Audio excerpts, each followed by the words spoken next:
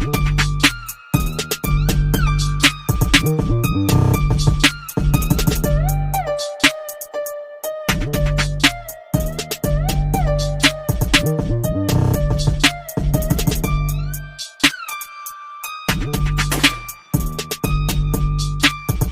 wife.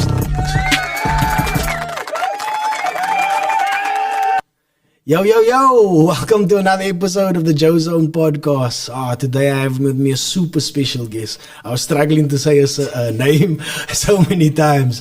But ladies and gentlemen, please welcome Euodia Samson. Yay! That's the first time somebody like celebrated so like with so much fierce. This is gonna be liquor. We're gonna have fun. Yes, and you got the liquor off. Thank you for inviting me. I feel very honored and blessed to be here, man. Thank you. Liquor. So Euodia, you were actress. You are a writer. You said what was the other mental thing? health.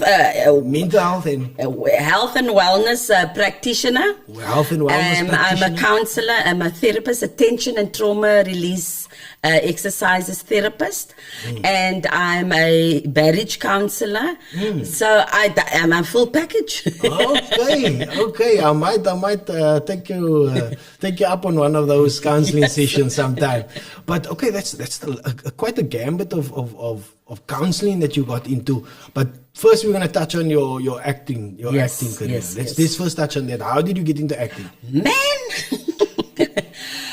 That was your first, you started off, yes, girlie from the flats. I'm originally from Lavendale Horse. Is it from Lavendale? Funny Hills. Yeah, it's right down the road here. Down the road. I'm from Retreat. Funny River. So Lavendale Retreat, Steenberg is my hood.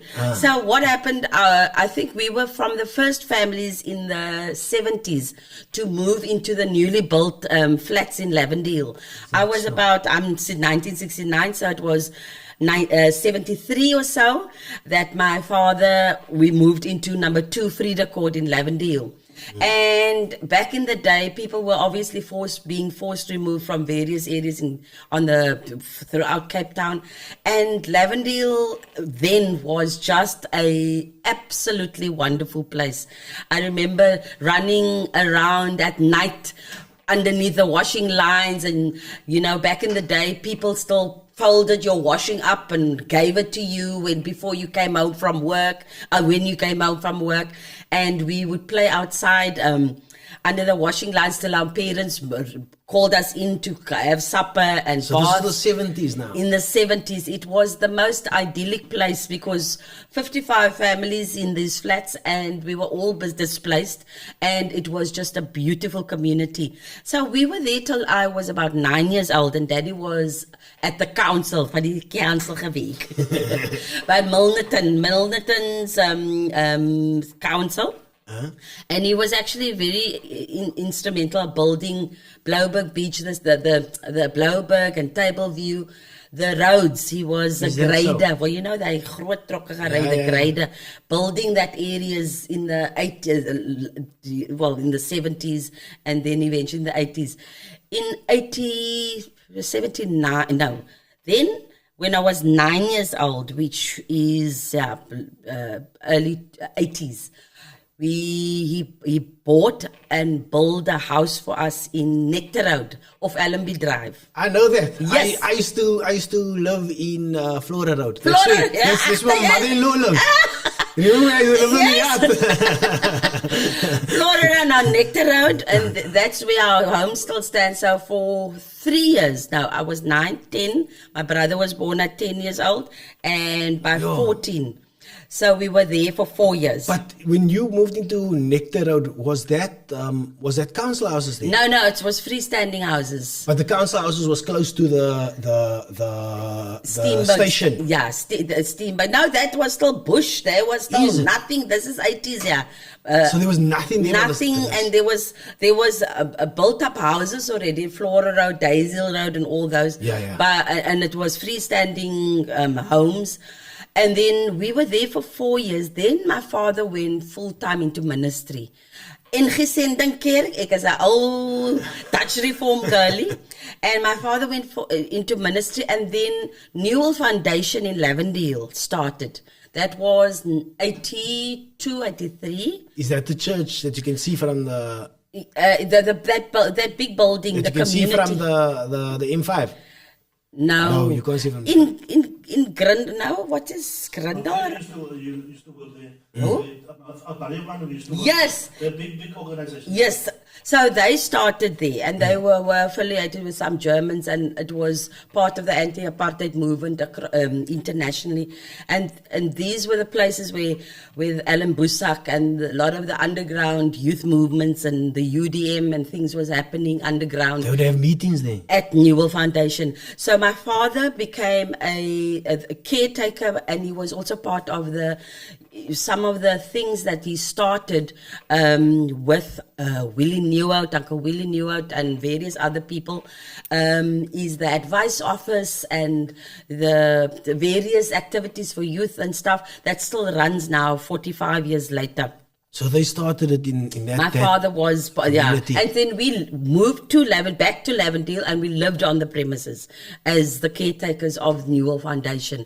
And the church next door was where he had he was the lay minister there. Okay. So from 14 to 18 years old, that's where I was in Lavendale, back into Lavendale. And then my father then took a post to Kouwabokkerveld,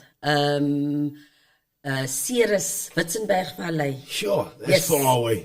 And in the Witzenberg, there was 15 farms that he did community development and evangelical. And you moved with him that time? No, I then finished matric here in Cape Town. Okay. And then that year of after matric, 1989, toe sit ek ook maar nou, wat gaan ek doen met my lewe? And the money is the country's burning. There's talk about revolution because 1999 was that crucial confused time, yeah. Yeah, where the streets are still burning and they're rioting. And I'm like, okay, now I must now go see because die geld is ook min, daar's nie geld om te gaan study nie. And I got a job, a casual job. By Woolworths Blue Route. Yay. It just opened. Blue Route just opened. Woolworths, yeah. They just opened. That's the old Blue Route. No. Multi-market, nou helemaal multi-market. And then, mama is so happy, want ek het nou 'n week gekry en kan my opwek van Woolworths. Lekker close to Lavendale, close. Yeah, man, but there was in my heart, in my heart, I was destined for great things, but what that was, I didn't know. Anyway, now I'm working at Woolworths, and ek het vervelig met my lewe. From verveligheid, I tell my friend, let's join the drama group at Newell Foundation, because I knew that one of the German counterparts that is doing his internship there, he started a drama group, but on the back of anti-apartheid plays, or Amandla and Viva upstage, and he put together a community play to have a vehicle for us to express what's going on in the country and so on. Art is like a mirror to society. Exactly. So daar's ek gaan nou elke donderdag gaan practice vir die drama. Ek weet nie eens of ek kan maar okay, it's keeping me busy.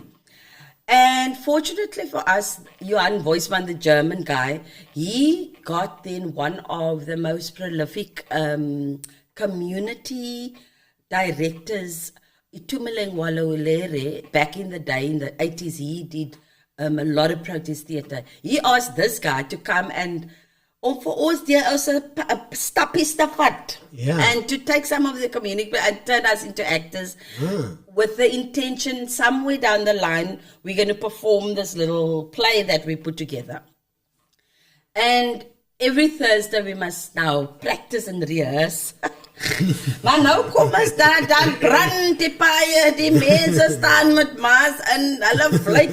Next dan kom die Caspers and we must run, and our hall becomes a makeshift clinic where people are being shot up and we must wipe blood up and people are shot with tear gas and stuff like that. And then daar gaat ons hier rehearsie. So 8 months we were practicing this show or this play that we were going to do. And Itumeleng, affords us the opportunity to go and perform at the Baxter Theatre, this little community play. Wow. So for 2 weeks daar in die studio. Ja, top. En ek dink nogal, ek lyk nogal die acting besigheid. Dis nogal nice. Woolworth's my day. Actress my night. That's quite. It is such a success, this little 2-week play, that they put us in the concert hall, and it's sold out for 8 weeks. And people are packed to come and watch the show. And What was the reason? Was it because it was like protest theater? Yes, or because it was so good. It's Bit of both. But and also it's on the back of District 6, the musical, and it's around about that 80s, early, late 80s, all the plays that's coming up, and it is such a success. And there I was. Like I say, working at Woolworths in the day and then looking forward to perform at night. And I played a schoolgirl that had a 10-page monologue describing a rent march that goes wrong, and the Caspers come and beat up, and in the center spot. And every night I had the whole audience in tears after I did my thing, and standing ovulations later. You did a monologue at what age was that? 19? Yes, I've never acted in my life. In front of the Baxter Theatre. Packed out, sold out show. And I'm like, where did you pull from? This is the thing. I didn't know I had it in me to perform, to be. Where did you pull your emotion or whatever you were doing? Or you this just is doing the thing of a Itumeleng Walloon leader that took novice children from the community and worked with us for 8 months and turned us into actors. My brother played. We played various characters. I played the gangster's girlfriend at one point, and my brother's the gangster. And but then, he must have saw something in you to allow you to do a monologue. Absolutely, in front of absolutely. I do credit Itumeleng Walulere for really seeing raw talent. Then one night after the show, an old grey-white lady came backstage, inquired about my education level, and fortunately for me, I passed with a good matric. And it turns out to be Professor Mavis Taylor of UCT Drama School. And she offers me a bursary to go to UCT Drama School. But now I have no clue that I'm not a American acting study. Who knew? Wow. Okay, I'm going to do that. And I literally flippantly went into it. Get to UCT Drama School, and I realized the golden ticket I got, that it is the most prestigious. And at that time, 1990 was the first year they took the biggest contingent. The country is just changing. Mandela, whispers of him coming out, and they took the biggest contingency of brown and black students that year. And 2,000 people audition, and only 24 gets into. And I got from doing this little community play.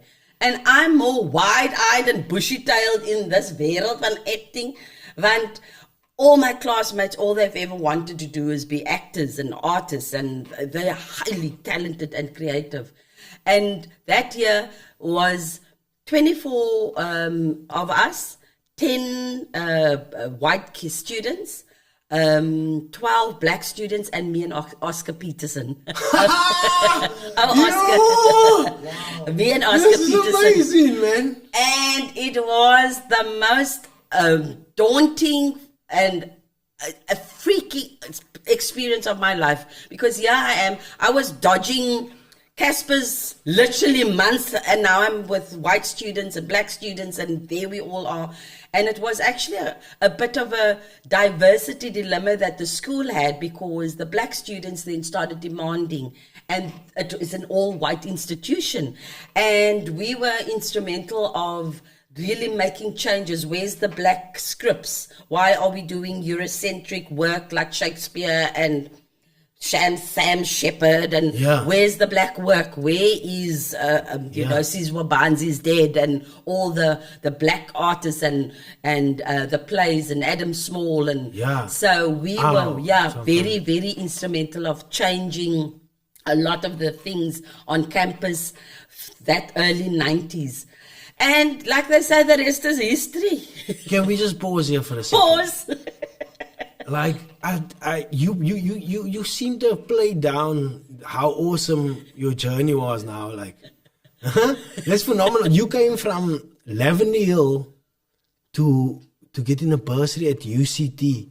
I mean, the odds of that is...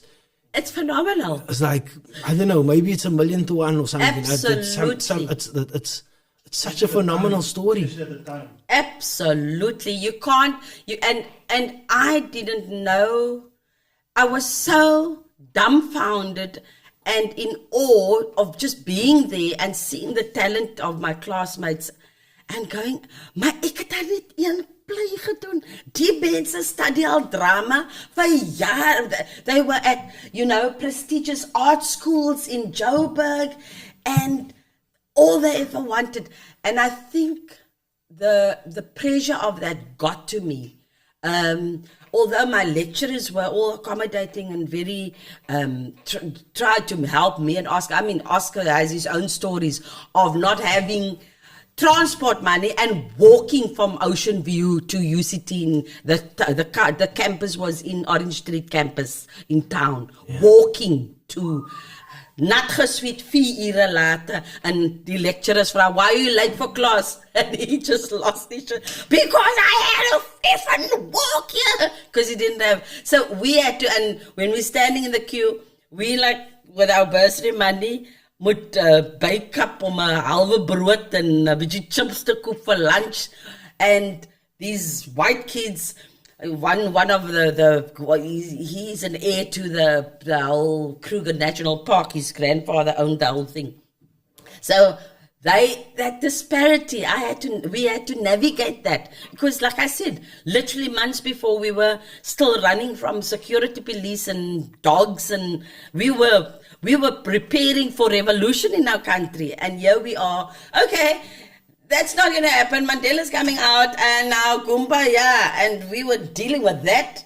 And this opportunity, I can't mess this up. And. You paused though. No, I drop out second year because, nog a long story. I fall pregnant in my first year. Damn, that's nog a part of the story. And I'm thinking, I messed up this opportunity. How the hell am I going to? Anyway, all worked out. Daddy said, no, you must go back second year. In my second year, I'm struggling academically. I'm really struggling because this is such a mind shift for me to do. I understand. And, simple things like doing research. I know, wil jy nie aperig lyk om nou te gaan vra, kykie hoe ek die, and I think that was one of the biggest things for us brown and black students coming onto such a campus. Yeah, the challenges. Yes, that you don't want to feel out, to say, put up your hand and say, I don't actually know how to. But because it wasn't equal. Yes, it wasn't equal. It wasn't equal. It is, and I probably had added dynamics because I was dyslexic. And I had to find out at university that, and I'm shaking, I must read Shakespeare out loud in scripts, and I'm shaking, and I think, moet jy vir my vra om te lees. And my lecturer, wonderful woman, we still all love her. She is like a mother to us, Sandra Temming. She said, Euodia, is jy dyslexic? I just always thought I was a bit stupid because you had insensitive teachers growing up in primary school that beat you still over the hand with a ruler because you couldn't read and you couldn't spell and so on. So I worked out mechanisms and ways to cheat the system. I would watch the girlie next to me and memorize how and then I would get through high school and I don't know how I got through school, but I was dyslexic. And at varsity I had to find out it's actually got a name, and she explained to me that I learn differently. It's not that I'm stupid, but the damage was done. So lots of insecurity. And I'm from Lavendale. Ek is van meisie van die flats. And moet die ryk wit mense and diversity. And it was a real challenge for me. Anyway, End of second year, I'm really struggling, but I'm cupping on. Peter Butler then approaches me in October of my second year and says he wrote this play called Dying Breed. He's got a very nice role for me. He's going to play at Artscape. Do I want a part in it? There's a part for me in it. Ek kyk die ding so aan. Do I stay now and finish and get the piece of paper to say I'm a fully fledged actress? Or do I just like jump in the deep end and sink or swim? This is an opportunity. And then now I've got this baby. He was born in February. I've got a baby that all my bursary money is going there. I'm living on Ceres apples, Bamela as in Ceres apples and brood and evers as liever ek op. And I'm just thinking, let me do it. And that was 1992 October that I went and performed in my first professional play that Peter Butler wrote called Dying Breed. And it had two things in it that you do not put in a play at any given time, a live theatre play. A live baby and a dog. His dog. Them both. Hey? Yeah, them both. Who's the baby? Your baby. It was Andre Samuel's twins. One night we would use the one twin, and the other night we Andre Samuel's. They're in their 30s now. They're actually grown women now, and when they start crying, they see the one of them. The one was docile, just sat and looked, and you could do it anywhere. The other one just saw the audience, just and then you must ad-lib and figure out how to get off stage again. And that was the beginning of 1992. The beginning of a career that I couldn't anticipate. So you obviously started off on stage. Yes. When did you move or graduate or whatever, transition to film? So there I'm now in Artscape, the whole Artscape scene, and it is the dying kicks of back in the day, KPAB. KPAB, Artscape was called KPAB, okay, where government was paying people to be part of a company, and they would yearly put on plays, and they had traveling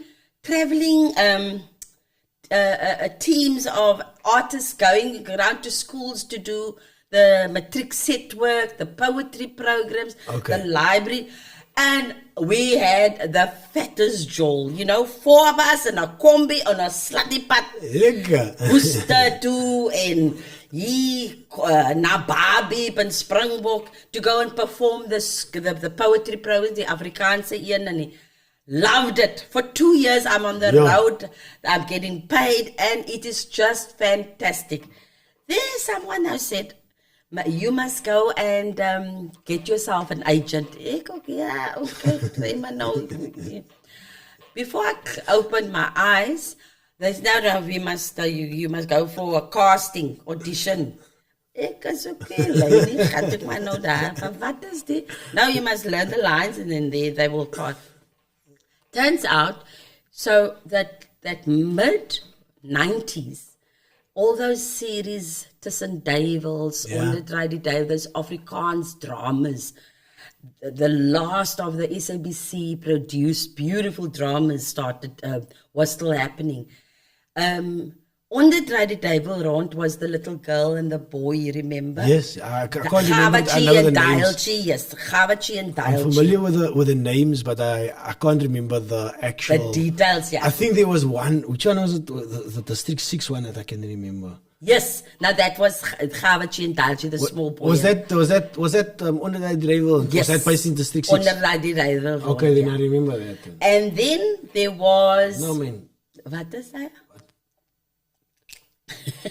I don't know. Then they made a second one, Tussen Duivels, where they were kicked out of Boekamp and District 6, and they were put in Hanover Park. And Gava and Dialchi is nou groot. And I played Gava, die groot Gava. And like I said, we were busy doing school tours and things, and then then all of a sudden, okay, they're gonna shoot this new TV series. And I go, what now? What does that mean? Now I must go up to Joburg 3 months to go shoot. Oh, okay, yeah. And I don't know what I was thinking. I just went flippantly into it, and we shot the thing, and I came back, and life went on, and I'm traveling and touring everywhere. And that particular, and then 3 or 4 months later, they've let me know, okay, it's going to start playing Wednesday nights, 6:30, every Wednesday. Tussen Duivel's going to happen. Mommy is excited. Oh, ze gaat op die TV wees. I have a family. Oh, gaat op die TV wees. My goodness, did my life change? Because I think nobody could anticipate what a series like that did, not just for the country, but for my community. Because what it was... This is Tussen Duivels now. Tussen Duivels. Okay. I played the heroine, the young girl. She studied now nursing daar by Grooteske, but it's all set in the 70s. And then she gets involved with a dodgy gangster guy. And Dera het begin drink because hy's nou daar uit die en slat nou van mommy. And that wow, that's a beautiful story. The transition from District 6 to a Nova Park and the damages that came with it. Yes, on the back of my character and my brother. And Oscar played Geduil, and I played Gava. And it's only years later when I thought why it made such an impact. I realized that I was telling many colored women's story of getting involved with the wrong and having a baby and it all fall apart, and the gangsterism element and the displacement of your family falling apart because your father is no longer in District 6 and had his thing, and he starts drinking and domestic violence and. So I'm still performing everywhere, and then there was one particular day where I realized I can't perform anymore, can't go on the road anymore, when the series started. And funny enough, ironically enough, we remember in 96 they had a bid for the Olympic bid to come here. Yes. So the government gave someone money, and was but no roadshow. I said, come to Cape Town, Olympic bid. Yeah, I remember. Didi Moses and the yellow lot, Leanne van Roy, we all young. And we had a combi full of actors and dancers, and a combi full of full band and the sound. And then we'd literally go from dorpie to dorpie, come to Cape Town, Olympic. But as a, I don't know, they wanted people to rally behind this. Yeah, to get hears for the Olympic bid. But now, the one day that I clearly will never forget, some random like Tuesday morning, down Lavendale, by Lavendale's community center. And I still thought, wie gaat nou 11 o'clock a show kyk, you know, there's nobody. Or we don't care if there's 3 people in the audience or 300, because we still get paid as long as we perform. And I was sitting, how we would know, we pull up to the venue, and we sit in the combi, and the band and the sound guys go and set up. And then at one stage, the director said, okay, guys, come in, get ready, just do a vocal warm-up, you know, test the sound, and then get yourself ready, and we wait for the audience, and we'll start at, say, 12 o'clock or 12:30 when there's an audience. Now I'm sitting in the combi, and Tussen Duivels is on the 2nd week or the 3rd week. It's now already playing. And I'm sitting by the window, by the combi, and there's 2 boys playing in the parking area. And I'm thinking, why is this kid's not at school? But anyway, it's not my problem. En die ene kon hier weer, is die nie die kind van die nuwe stokkie? Now I'm thinking, oh nee, hulle moet nie nou vir my kykie. And the other one, nee, wat sal sy hier maak? Sy lyk nogal net soos die kind van die nuwe stokkie. Eventually, they ran off. Daar 5 van hulle kon staan hier by die, het is hy kon van hy nie was, Gada, is sy. The next thing, people started coming and eventually, no, we must go in. Now we're getting ready to perform and there's a crowd happening outside. And the director said, what's going on? Die mense kan, ons wil Gada sien, ons wil die DVD, because we haven't opened up. Ons betaal TV license, ons het 'n reg om Gada te sien. My director van nie weet wat om te doen nie. He says, they're going to break down the doors. Hy slaat die deure open, druk vir my. Ek is daar in die middel van die 500 people and people were still coming. People were, because I'm the inside now. Everybody to see what the commotion is. Like, where's Gada? Now the word is now spreading that the girlie from the news TV series is there in the wall. Anyway, I'm in bed. En hulle trek aan my klere, ek raak bang, hulle gaan my klere van my lyf uittrek. I end up standing on top of a car. And ek staan net, and people is just coming more and more, thousands now. People are coming from every part of Lavendale because the word is spreading that I'm there. Ek staan net, ek bang vir ek weet nie wat om te doen nie. Eventually my director said, I must now come inside. They managed to get me, the show must start. Hy mense wil niks te doen wees met Olympic put. Hulle wil net they had to stop the bloody show. Lavendale, like, they had to get a security car, put me in the security. Daar af en grindel M5 kindertjies af alle agterna. Ek voel soos Michael Jackson. And that was probably one of the last time in 2 years that I could go out in public without being absolutely mobbed. And I was very angry with God because I love people. I love this and visual mense. Ek mense wil toe net vir gawe ken. They didn't want to know me. I wasn't looking for fame. I didn't anticipate this fame. I remember also going to Blue Route Mall just to buy my bloody groceries, and then the whole mall would go erupt. And this is before selfies and video cameras. People were running into stores to buy disposable cameras and security, and I also had to be through the back door and in waiting cars to just get me out of the chaos and the crowds. I go to my cousins in Mitchell's Plain to a anime party, and I have 500 mense buitekant. It was, and I developed crowd phobia, just thinking that I have to go out and I have 20 people around my trolley, all wanted to hold me and touch me and tell me, "Die Danny boy, hy is nie goed vir jou nie. Sê vir jou pa, hy loof jou af, hy's sleg." But that was like one of the iconic programs of the time. So there was like 5 programs on TV, and that program that you were in was one of them that For everybody watched. 13 weeks, 6:30 on a Wednesday, the country stood still. The country stood still. And I got so frustrated because I couldn't go anywhere without being mobbed. Literally mobbed. Like Michael Jackson mobbed. Where people wanted to...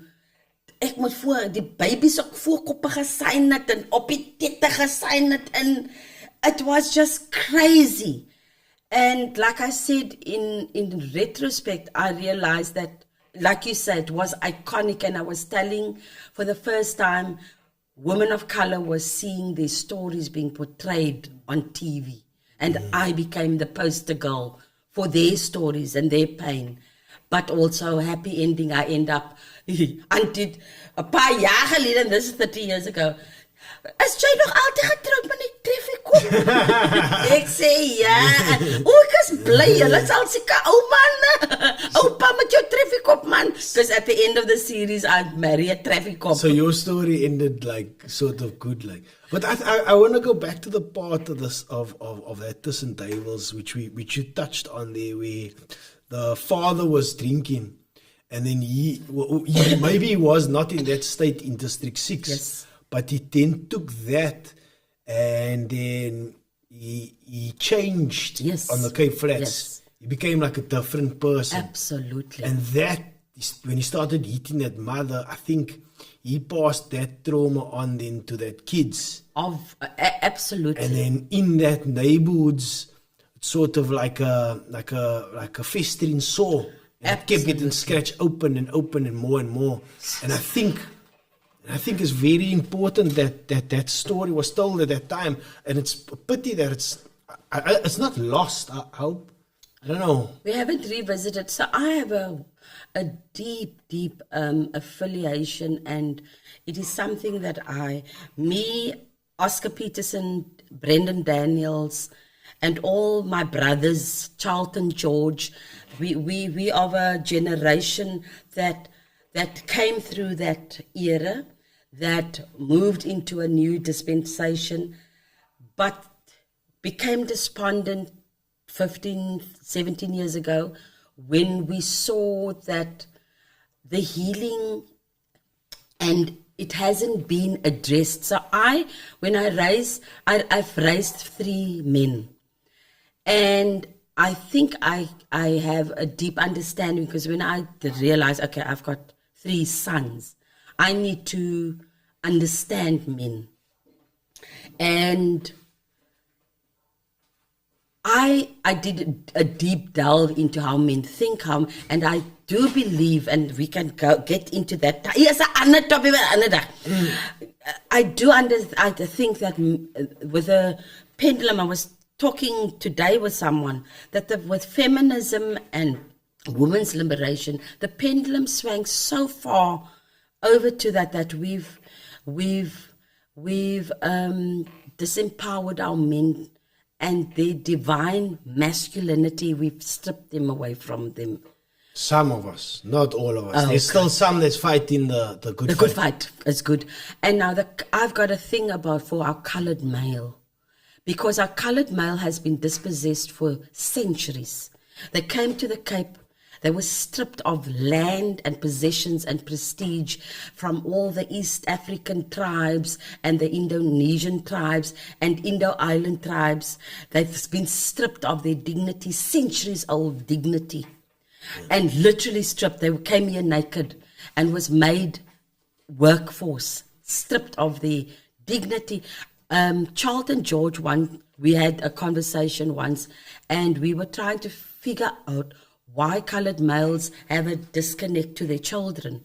And he said a very interesting thing. He said, Euodia, you must remember, as a slave man, we couldn't connect with our offspring and the women that bore our children, because at any moment it could be sold from us. Taken away.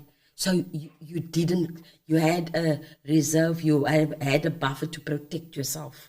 Because every time you made children and you connected, not in marriage, back in the slave day, if you connected with the woman, that it is too painful. And he was talking that there could be a latent thing that has come. And I was speaking to someone, with Khadija, the actress, the other day on set. And I said there was a golden period for the colored man between the late 1920s and the early 1950s was a golden period. That was the Professor Dickie van der Ross and his counterparts, that where education, when the Brits came in and made education a focal point, they were the ones that became the doctors and the professors and the lawyers. And a sort of equality happened, and then apartheid hit them again. And then there were boys again. Then there were less than again from the 50s and 60s and 70s. And then it just spiraled out. And when you talk about Tussendales and the father being dispossessed, millions of our fathers, and me and Leanne nogal did a documentary with Uncle Dickie, because he's somehow family of both of us. We somehow connected to him. And then when I think Ibrahim Rasool was mayor. He wanted to 1 year acknowledge the people that was dispossessed from Strawberry Lane, Constantia. Yes. And me and Leanne, because we've got family that comes from that area, we said, she literally maxed a credit card and we rented cameras, and because they were inviting people to, because now a Greenbelt, that whole Strawberry Lane area. Yes. They invited them for a ceremony there and a plaque unveiling to commemorate the people of Strawberry Lane, and we documented it. And there on that bridge, little footbridge, the Greenbelt Bridge, stood about 10 old people for the first time in 45 years are back on the ground. Tears falling down, and they remembered what happened the day that the truck came and put the Yellowwood and Boyer table on the truck to go to Parkwood, to go to Lavendale, to go to... And the ducks had to stay, the dogs had to stay because they're going to a 3rd-story flat. The side cabinet, the big oak table couldn't go with, because it couldn't go into the little flat. And a man, and then they were saying, Dad, so Strawberry Lane was the original flower sellers, they come from there. Yeah, that one family got their land back though, because they built a checkers there. Yes, on that side, but Strawberry Lane is I know what you're talking about. by langs die sloot, which is the Spanjmat River. Yeah. That's where the families lived. So they were talking about the old people, how they would plant the flowers in the mud, and they lived with the ebbs and flows of the river. They were crying openly to see the state of the river, because it was so overgrown. And the guy said, Mr. Solomons, ek het vir hulle gevra, hulle moet nie my, but ek sal die rivier kon skoonmaak. Ja, come on. Ek het vir hulle gevra. He's crying to see the state of the river itself, because they would plant fruit trees and flowers, and then they would walk the contour of the mountain and peel off at Wynberg, the flower sellers, Rondebosch, till they come to Cape Town. That's the history of Strawberry Lane and that whole area. And we documented the whole thing. And I sat there and I thought, what does, when a man just knows the earth and the ground, he comes from wherever he's working, and he come krap in sy stukkie grond, and hy voer sy ducks and sy, to feed his family. And then you put him on a 3rd-story flat that is not even on the ground, with 5 or 7 children in a 2-bedroom, a little apartment. What does that do to a colored man? Where do you go with that anger? You turn it, and you turn it against the most vulnerable, just to get it out of you. So I've got this whole thing about the colored male, the colored man that hasn't been fully acknowledged. Then we don't want to even talk about slavery, because slavery in South Africa and in Cape Town specifically, when we watch slave movies like 7 Years a Slave or whatever, all these, the Django and all the American, the same thing happened here, but we didn't have cotton fields. We had wine farms. Yeah. We had wine farms, which was the same thing for them. The same thing happened on the cotton fields, happened on wine farms. So I have a thing, when I go to a wine farm, I throw something out and they salute. I'm going to do that.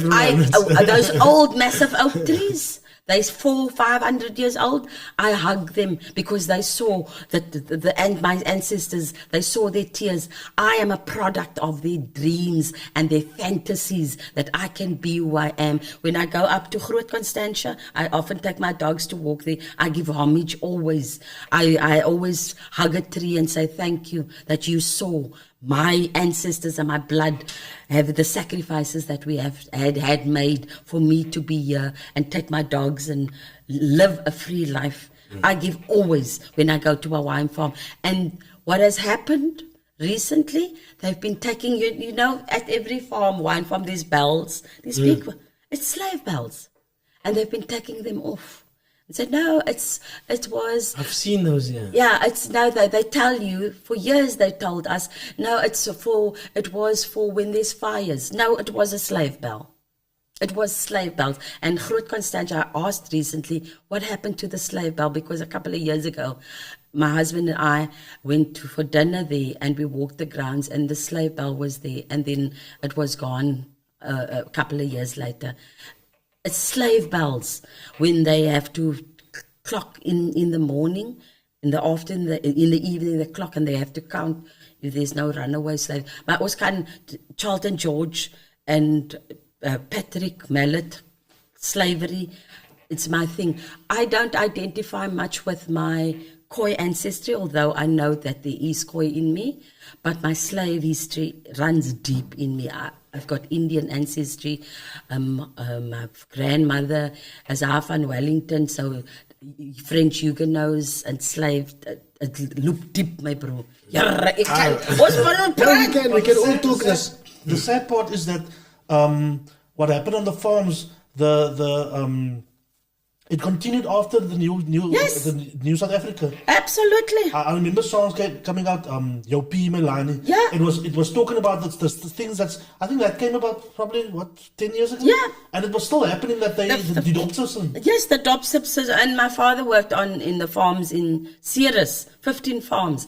And fortunately, there were a new generation of farmers that were coming up that could see that they need to somehow uplift their workers and their staff and the people that they...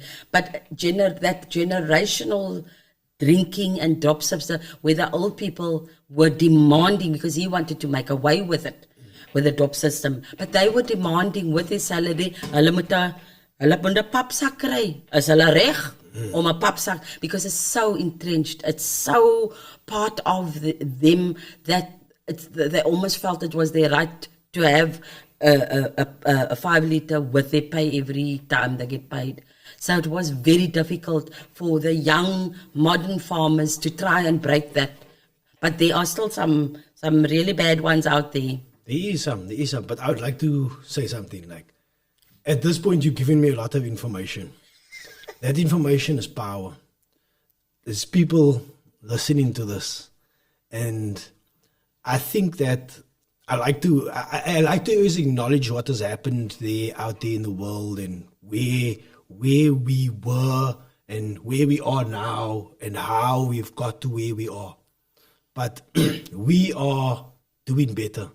Absolutely. There is so much positivity happening within our community at this moment. And I see it glowing like every day. I see it glowing more and brighter, and I meet more and more beautiful people shining that bright light for us. And you giving me this information, and with this information, I hope other people is going to gain more knowledge, and they can also think back and say, oh, I can be from there and then go to there. And that's what our aim is. Yeah. To go from one place to another. For me, from where I was living to where I am living now. And I hope my kids also move up. Because even though we were moved out of those nice areas, well, guess what? We're back there.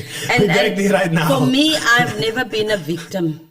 I've never been a victim in this country. I acknowledge the sacrifice that was made for my freedom. Yeah.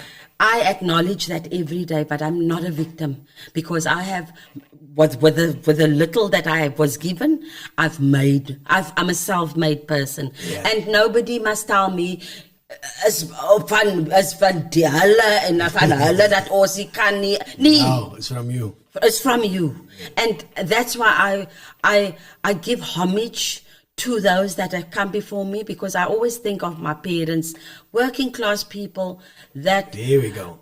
Just did their best. Yeah. They raised me as a middle class child, but I had to find out when I my verstand gekry, Daddy het my papiere in sy skoene gesit to give me what my bike op sy tyd and my roller skates op sy tyd. He sacrificed that, and I have a duty to them to live my life to the fullest, to honor what they have sacrificed. So I'm not a victim of... But you've also sacrificed. You put your kids, you sacrificed to put your kids in a good school, to pay it forward so that they can also grow on. Absolutely. And I think that's where where our trajectory must be. is going Yes. right now. Yes. Yes, there is a lot of negativity in our neighborhoods, but I strongly believe, I believe this in my core, that there's a lot of positivity going Absolutely. on. And a lot of us are shining more and more, and our stories are being told. Absolutely. That's so important. I mean, you telling two different stories today, but it's important stories that needs to be told. You know Yes, what I mean? yes. And that knowledge that's get passed on, we're gonna do better. For sure. Some of the knowledge that you've gained, is in nutrition. Like, we Yes. never spoke about that yet. Yes. Like, when did all that start? That the wellness. When did that journey of yours start? So I think my whole about just being aware of being healthy and so on. So at 19, so I did my grade 11.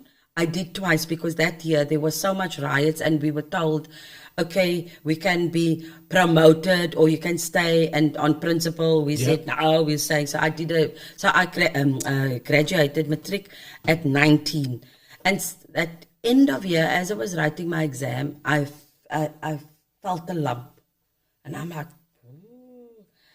and I had a lump removed. Thank God it was benign.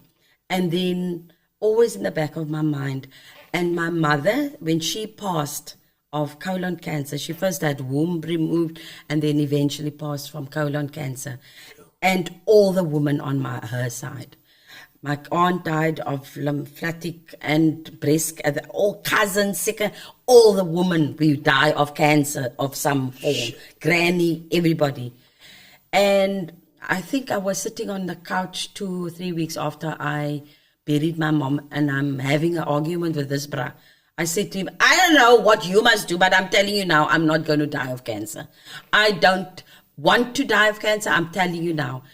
And I go on a journey of really getting, and now the boys are small, and getting into gym, and I'm low fatting, because that was now the recommended. That was the thing that they low fat, alles is low fat, and jy moet jou muesli bars eat, and but I'm just gaining weight, and as I dropping the kids off by school, I'm hitting the gym, and I'm in the media, new magazines, and ek wil dan ondenlik like, but I was gaining 2 kilos, at least 2 or 3 kilos per year, and that I couldn't shake, and I knew the more overweight you are, the more prone you can become for cancer of all kinds.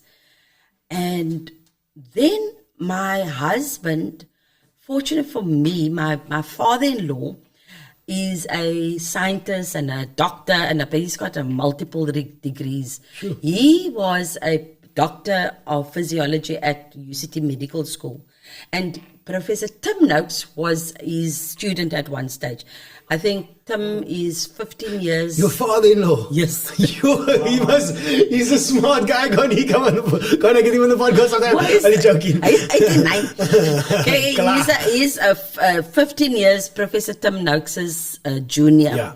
And eventually the two of them were at UCT Medical School, and Prof went into sports nutrition, and then Dad retired, and he's always talking. And then one year, he said to us, and this was about 8-9 years ago, you guys must listen to what Tim is saying. I've been talking about insulin resistance for years and nobody's been listening, and he's onto something. And then we it was Christmas. We retired to grade. What is open now? Because he's still researching. To this day, he's 89. Still researching, still doing his thing. Anyway, my husband and I was really struggling with weight and weight gain. We were hitting our 40s now. The weight wasn't coming off as readily. I said to him, let's do this painting business that Dad is talking about. My goodness, in 4 months, I felt fantastic. The weight melted off, and I'm like, So high fat, no carbs. No, minimum carbs. Low carbs. So high fat, low carbs. Low carbs. Yeah, not high fat, medium fat. Medium fat. Good fats. Good fats. And, Healthy fats. and the carbs. I felt like I was in my 20s. The energy went up. I lost the weight. My husband is feeling fantastic. And I go, damn. And then I start sitting in some of his lectures and following when he does tours and talks and things. And the science of it, something about the science is familiar. Die hoeke klink het familiar. Kayangs eet. Ons moet kayangs eet, maar eet real uit die groente. I'm like, Organs. ja, laat lewe langs. Ons moet liever weer eet en something familiar. Ons het dan so geëet. My ouma het dan so geëet. And a light bulb moment happened, and I emailed Professor Noakes and I said, what's the possibility of taking the science to my community? He knows that I'm an actress. I do a lot of talks and I get invited.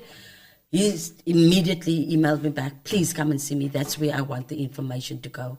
So for 2 years, I was instrumental to help Professor Noakes with his outreach called Eat Better South Africa, which we started in Ocean View with a group of ladies that gym, hulle like soos minibus, ja, hulle gym and sweet And Professor Noakes originally wanted to do the recommended low-fat diet versus the banting, which became the low-carb keto. Keto, yeah. He wanted to do sort of a research, put the two group, the group, one half on that diet and then track them over 6 weeks. But then when I started explaining to the woman, and now I obviously ken my gawe van TV and die dinges, and they were very keen to listen what I...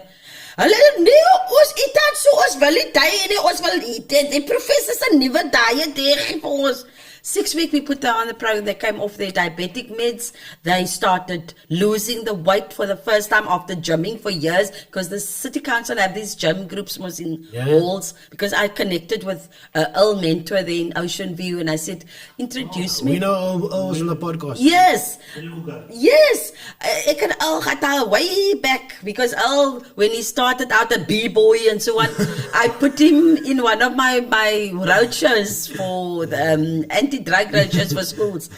And then Earl said, nah, he'll introduce me to the ladies, and then we had a 6-week intervention with this banting and the low, and the results were just amazing. These women literally turned their health around. Consequently, we did 7 more interventions from Atlantis, Lavendale, the old people, dementia, symptoms were dissipating. And now I sit on the board of the Eat Better South Africa organization, which is Professor Tim Noakes' the Noakes Foundation's outreach program, and they're busy in Dunoon.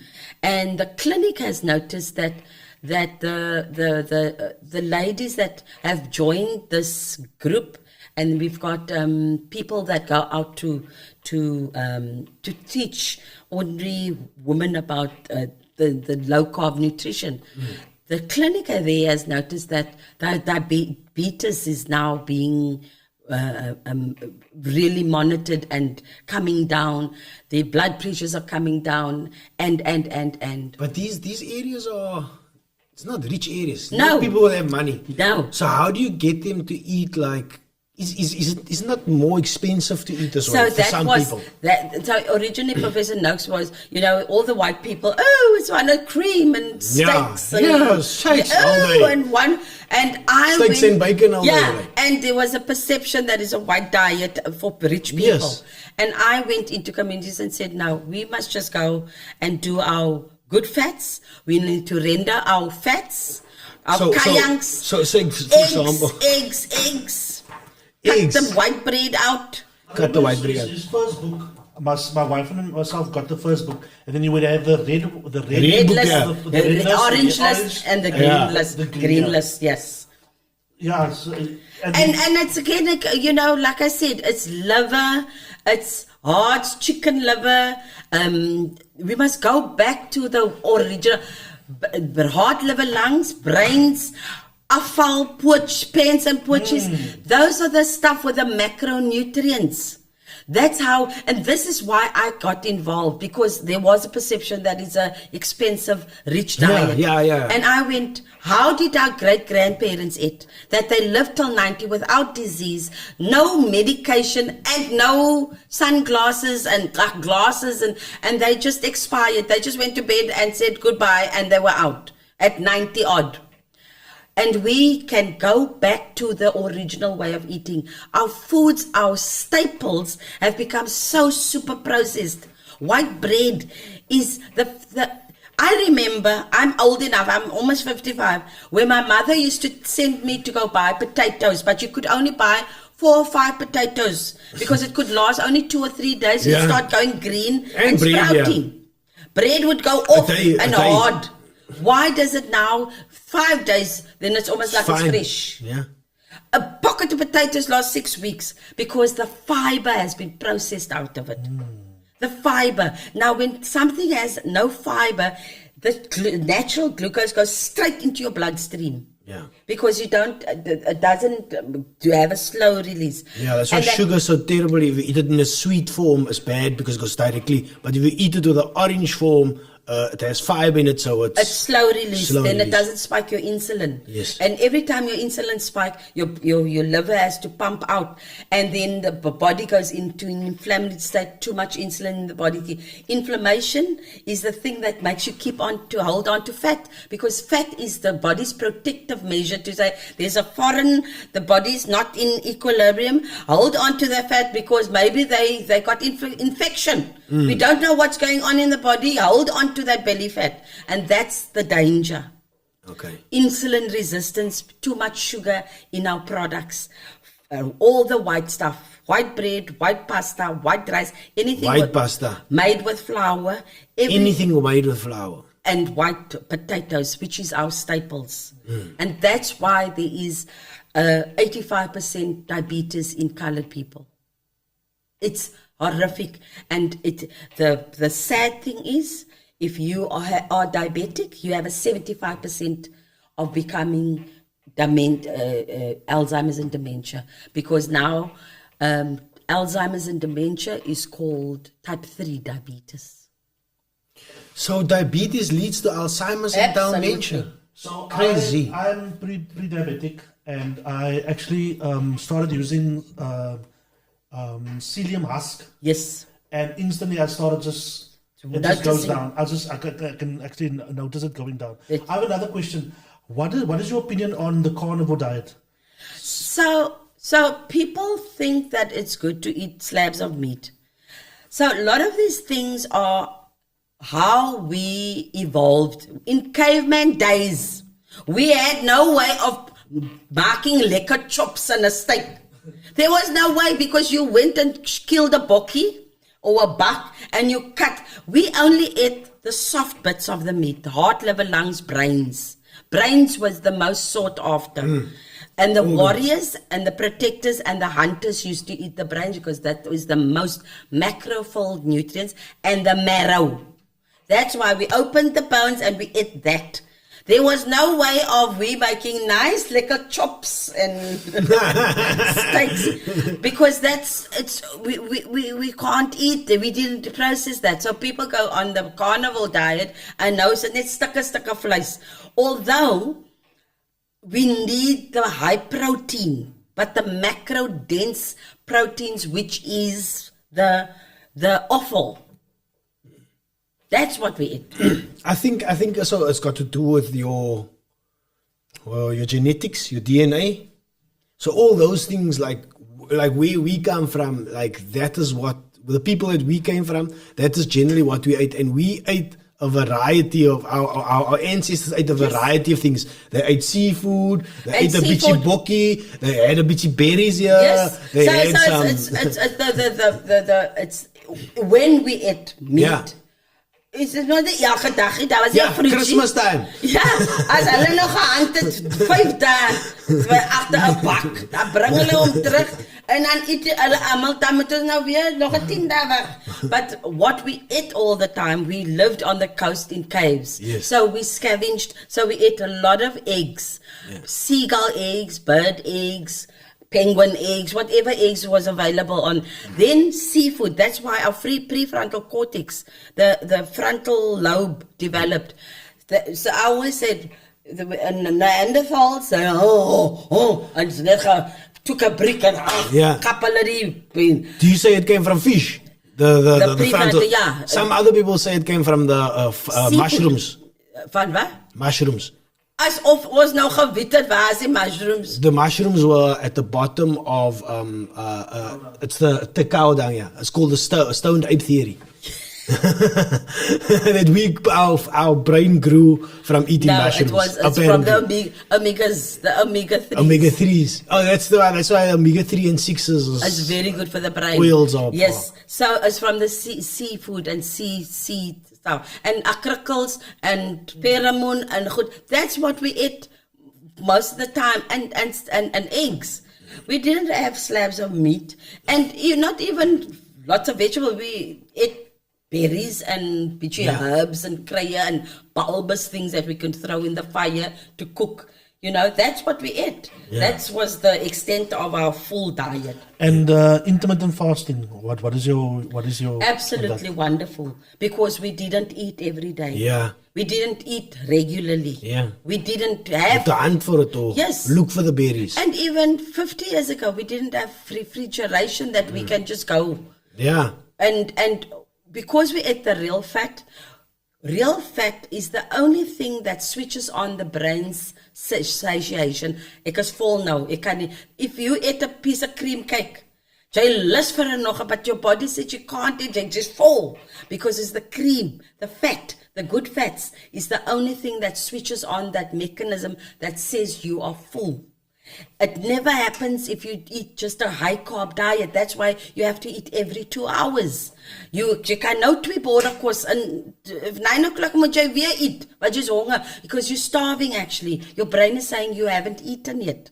You haven't eaten because it's not the real fats. Yeah. Yeah, it's really important how you fuel your body, but different people's body though absorb food differently. Like I'm fortunate that I can maybe, because I exercise a lot, and I can eat more carbs, and I need more carbs to fuel my body more, and that's also fueling my body correctly so that my brain then can also. But do you know, Professor Noakes wrote The Law of Running, which was the award-winning book for runners. Yeah, what is that? Because he was 19 Comrades Marathons, and he wrote the book. And he was the one that came up with carbo loading before a meal. Is it? Oh, so you carbo before a big event, like exercise. Yeah, but race. He sat, there's a video on him on YouTube. Where it's the right type of carbs. Where he stands and tears out that chapter and says, I was wrong. He's got people, Was he wrong? He was wrong because it's a spike. It's a spike, and then he's got people climbing Kilimanjaro. He's got what's the sailors in America, that high that you go get into in the yachts. No, the guys that train so hard to get into the SEALs. The Navy SEALs. He's got the Navy SEALs on eating high fat for longevity, for energy. Just fatty biltong. So high fat. You see, so you said medium fat before. So you saying then instead of the carbs, go high fat. And then you have that kind of energy instead of a doof stuff. Okay. And now whoever's riding the Okes, get fat in your body. So a fatty steak, like this is what's die geel. A lekker fatty raak a chop. Wat geel is, then you know it's organic. It was a yellow fat on your biltong. I know. I like benting, but the problem is it's a little sticky brood nare. Jy kramp jou mag sê. Yeah, and then you someone gain weight, someone like.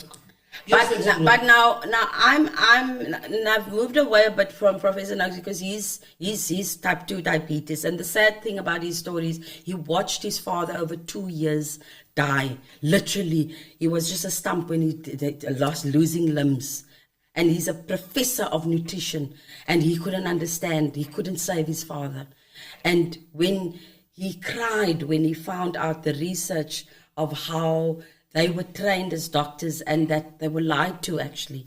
And oh yeah, the sugar industry messed up he was and he was feeding his father a high carbohydrate, and he was feeding the diabetes, and his father died literally with his limbs being chopped. They say that actually the sugar industry put the blame on the fatty fat. They said, it's the fatty foods, it's their fault. And then the sugar industry, they were just like, and they were making money. Making money, yeah. And so Professor Noakes, after running 20 marathons, he's a runner, at 60 odd, had to find out that he's diabetic, and he couldn't understand because he was following the recommended healthy diets, and how can he now become diabetic? And his fear obviously is going the way his father did.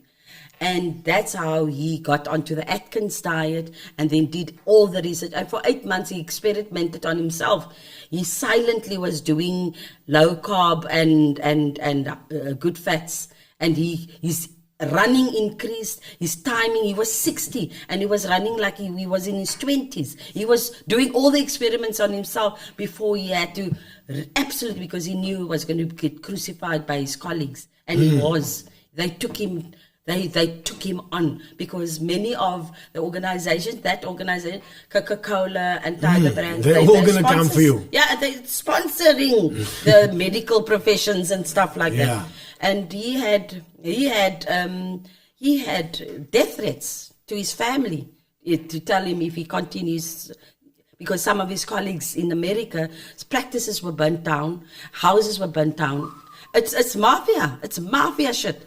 And that's why he's still on the crusade, because he says we're teaching and they're starting a whole nutrition network with dietitians and doctors and things to teach the real science. Did you guys hear about the Kellogg's CEO that said that people should have cereal for supper because the cost of living is so high? They actually took a dip, their stocks. Yes, because this information now with podcasts like this and information on YouTube, they can't keep the information from people. I've got a woman that lost 65 kilos from listening to me every day. I go live while I cook for the last 3 years during COVID. I've got a live thing that ek het 'n lat van my eie gat gesny. But on Mondays we talk health and wellness, Tuesdays self-help, Wednesdays raising children and keeping down a relationship, and Thursdays is Q&A. Ek was nie op Thursday nie, ek gaan werk. And Fridays is also where I have a guest and I talk to. But they started following my advice. She lost was housebound for 15 years. She couldn't go. She was so obese and sick and just dying. Sure. She said she made her affairs in order because she thought she literally had maybe a year, 2 years max to live. She found me. She came to Cape Town to visit her daughter with her grandchildren. She was in the sea for the first time in 20 years because she followed my advice. You mentioned something that's quite interesting. You said managing a relationship with 3 children, with children. That struck a chord with me over there. What's your age difference with your 3 boys? So Cameron was first year varsity, so he's 32 in February. Matthew is 26. Yeah, 26, and the baby is 24. 24. Okay, so 26 and 24 is quite close together. My older 2 are quite close. So it's 8, 7, and 2. Yes. Isabella, Nicholas, and Amelia. Amelia's the baby. She calls herself the baby. You also called your son the baby. They will always be babies. Is that always the third one? Is yes, like the baby. The baby. But what you mentioned there was like managing, like having a relationship and wow, what do you? It's tough. It's tough in today's age to bring up a household, pay your bond, pay for school fees, all those type of things, and it weighs on your relationship, don't you feel? Like what advice do you give to young couples out there? Like? So, and I'm a marriage counselor. And married couples. So, when I realized my boys, so by 2000 I had 3 kids. Yeah. And I realized that I've got that my boys are. Matthew Zander was born 2000. And that's when all the soapies started. And the phone calls came, the Seven the Lions and the Isidingos. So how old were they? Zonda was just born. Matthew was 2. Cameron was 8, yeah. And I went, do I move to Joburg and become a very famous superstar and we could love a good lifestyle?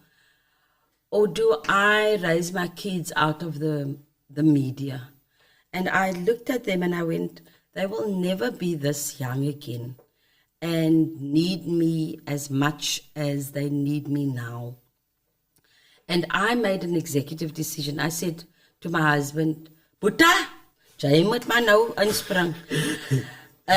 We might need to take a lifestyle cut, but I want to be a present parent and you must cap on.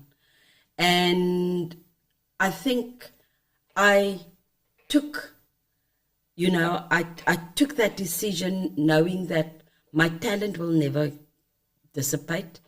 I can always pick it up one day when they are grown and that I see that. Because I thought I want to put out decent men in the world. And what does that require? A present parent that is engaging, that is there to pick them up from soccer. Sometimes I was the only mother on the soccer field in the range. What's the ref? And one day the coach said, Mommy, you come do the halftime talk. I'm like, he said, guys, you're not down the line. Keep your eye on the ball, Excreta. But I made that choice, and it was a sacrifice. What is a present parent? Because that's someone that is engaging, that the kid, we all grew up in the old days. That granny that you know is after school, jy kan nie daar rondgaan loop jy, hoe kan jy laat? That knows that there's your bread. Come sit down and eat. Did you do your homework? That granny. And I think I was talking about it on my live the other day. The advent of daycare at 3 months old, the research is clear. Kids need to be attached to their parents, a primary caregiver. This is the science. If they are not attached, they grow up with a disconnect.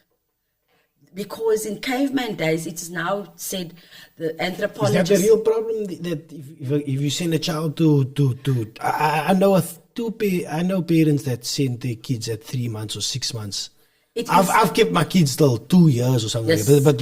But tell me a bit more about this. It's a problem because in caveman days, it is now said that sometimes toddlers and babies weren't put down on the ground until 2 or 3 years old because they were passed from one adult to the next because it was dangerous. There were snakes and hojas and things. And so the child was never without a parent. So he formed a good attachment. And go and read up attachment theory. And you'll be fascinated by the concept of attachment. A healthy attachment is a baby that knows that when they cry, their needs are going to be met. When they need interaction, the parent is sitting there feeding them, that bond is happening, and they feel relaxed and calm with the mother. The looking, that's why mothers on devices while feeding the child also go. And these experiments that they did, that as early as 8 months old, the child is sitting there. If he doesn't have a good connection, when the parent comes in, they don't make eye contact with the parent. And that is dangerous because a baby that doesn't connect to a primary caregiver, is all his... Is there something in that what you just said?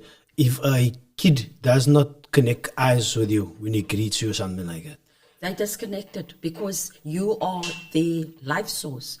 You must feed them, you must protect them, you must provide for them, and they want to acknowledge you. They want to, I was talking about my kids now. So my kids always connect my eyes to me, but I know of kids that are very, they don't, they will say hello or something like that or something like that. Yes. Is that like red flags or? Yes.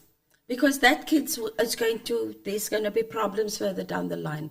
And I deal with kids in... So the connection is not there. I know of what you talk. I'm familiar with it. Yes, and I counsel kids that has no connection with their parents because they didn't have that primary connection as kids.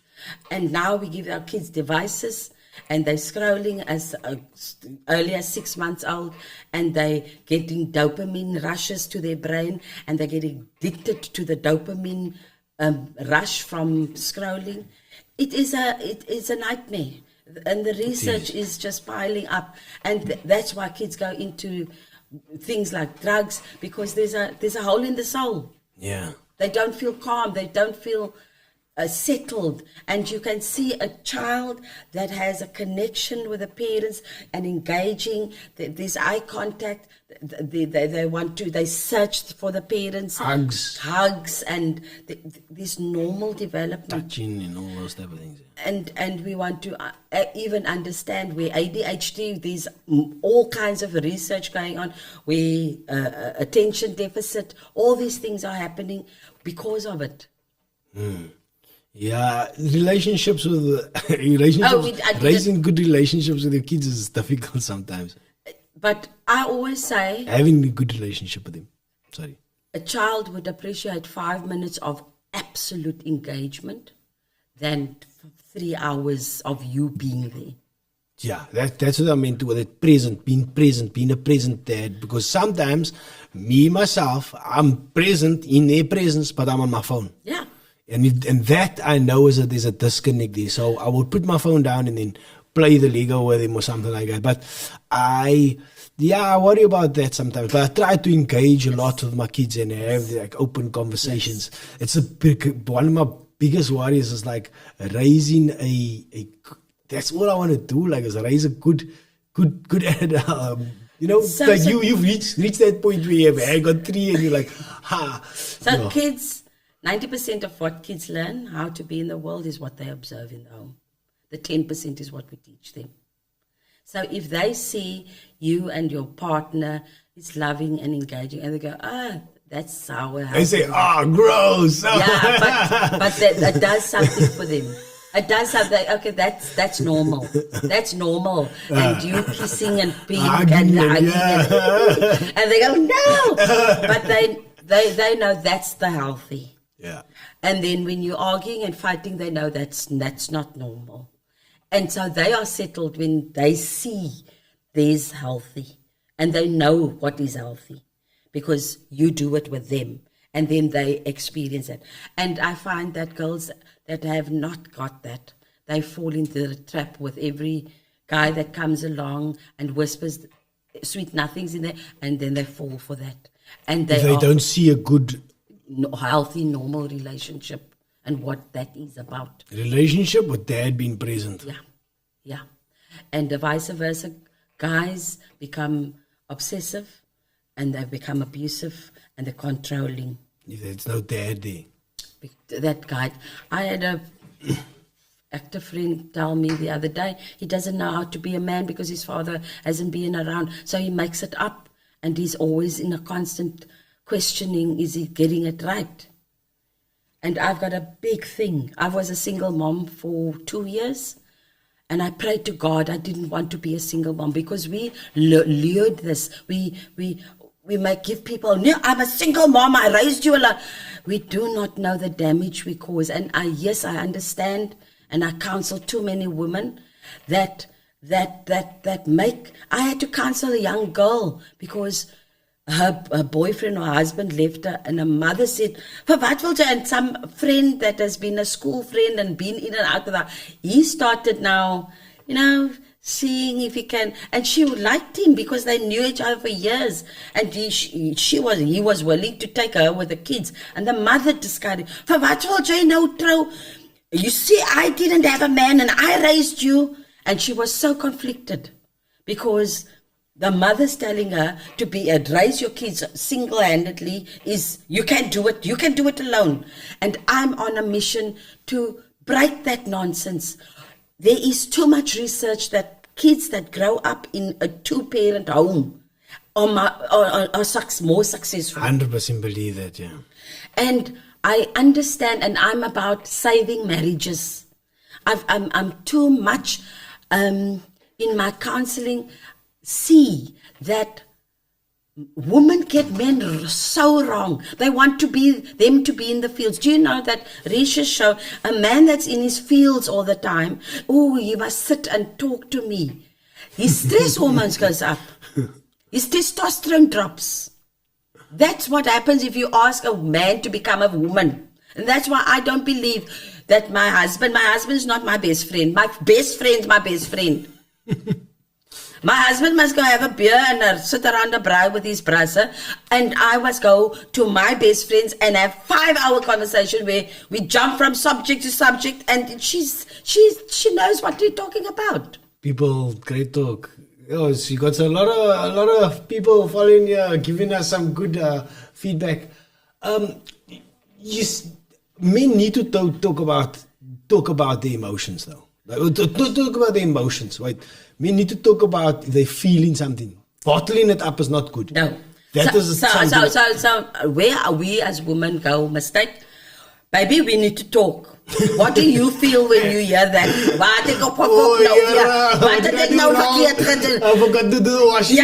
You go in a defense. No man wants to hear that. And so I tell women, the best time to get your man is when he's doing that thing that you likes. When he's making the bride, then you say, baby, I was thinking, when he's taking a drive, when he's polishing his car, that thing that you gets pissed off he must do, he needs to do that. Because the next book that I'm coming out, we haven't even spoken about the second we book. talk about it. My next book is about relationships and how we as women so misunderstand our men. And what men require. There's the 4 P's that rules a man. You want to hear that? Yeah, let's go with the 4 P's. Yeah. Procreate. God, there's a reason why God made these Yes. tools outside of his. Jy moet dit eers insit. Procreate. And I've counseled too many men where women use sex as a weapon. I'm as a glad you tool. put that one first. Procreate. Second one, protect. A man needs to know he can protect the people he loves and the things he works hard for. Protect. It's duty, though. Yeah. The third thing, provide. A man, I counsel too many men with a job, unemployment, and he feels less than because he can't provide for these people. Yeah. The fourth thing is the most important, which women do not get. A man needs a project. Daarom het hy sy kar is scoops, bags and tins en hy sal speak en hy staan terug. A man needs to know, daar is my geld. Ek het 'n muurtjie gebou en ek het gepaint daar. Nee, ek het daar, hy ligte daar. Hy wil dit daar buite. He needs something. My husband at 42, hy wil 'n motorbike koop. Ek sê die kinders is klein. Wat wil jy met 'n nik met 'n motor? What's going to happen if ek heb, daar loop hy maar weg, maar ek skel nou, dan besal jy 42 nou 'n motorbike. En ek heb dan nou en dan, as hy nou dink, ek is nou 'n bietjie rustig, kom hy weer. Eventually, I just said, baby, explain to me, what is this motorbike? No, we're not going to town for meat. And I listened to him, and it will be so fuel efficient, and the traffic. What it was he was just pays bills all the time and school fees, and it's just for the family and me, and he needed something for himself. And I heard that through all the nonsense why he wants this motorbike, and he wanted a sense of freedom that he had when he was in his 20s when he drove a scrambler. What type of motorbike has he got? He bought a BMW off-roader. Nice! I also drive motorbikes, that's why. Nee, maar die ding is dit. Maar dit is ook quite like these, but it's 8 months he rode it and to staan it. What? How many months? 8 months. Ah, come on. And the reason being, he needed to get that out of his system. And it wasn't about the motorbike. He was looking for a part of himself that is lost in the humdrum of life. It was about that. Yeah. And I had the fortitude to understand that. I had the insight to go, this has got nothing to do with a motorbike. It's got all to do with he needs a part. It was so midlife geweest. It was he needs something that can be just his. Yeah, I understand that. We all, you're so spot on with those things, eh? And you must write that book. You must definitely write that book. And I think we women, he's all just in his garage all the time, and he's just cupping there with his stuff. He never has time for me. Lost him, because that's also where men, they go into their cave brains and they think. And the worst thing, a man, what are you thinking? Hey? If a woman asks you what you thinking and you say nothing, how can you say you're thinking nothing? Because our brains, everything's connected to everything. Yeah. The children, the husband. That's why when we have conversation, we're talking about, Philip always says, my husband says, when I start talking, he says, then he opens a channel so that he can listen to hear. That's it. Oh, that reminds me, I saw that nice pair of shoes, and then Kim forgot to give me back and then he goes, what has that got to do with what you just telling? I said, no, I was just thinking. And he says it takes 3 ESCOMs to open that channel to be engaging, and now I just go off on another subject. That's why girlfriends understand each other. And that's why we can talk for 5 hours non-stop. Yeah. About 10 different things, children, and we'll jump. Men, you open one channel and you must stick to the, because you listen to understand, to fix the problem and to solve it. Sometimes we don't want the solving. We are talking to understand ourselves. Then talk to yourself. Anyway.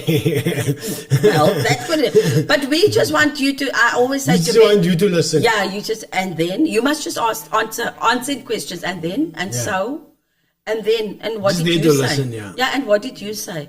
And she will continue to, whether you now, because you guys cut out. You go into your happy space in your brains. That's how you are wired. It is not that you're not insensitive or you're not caring.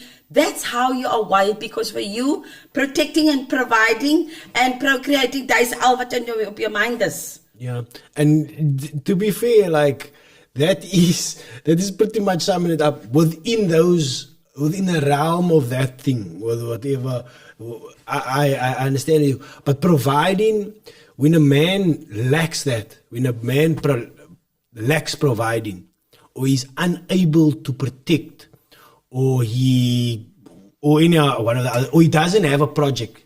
When he doesn't have a project, you see there's something Missing. You see there's like a so for me there was a lot. Yeah, I think for a big chunk of my life I was missing things, but then I realized that I was missing things, and then I no, I have to put things into place. Yes. So now make sure I got my fitness, my jiu-jitsu aspect. Yes. I got my other aspect of project, doing this project and stuff like that. Yes. And I'm trying to tick those boxes. The one thing that I struggle with is the spirituality part. Okay. That part is it's always I don't know.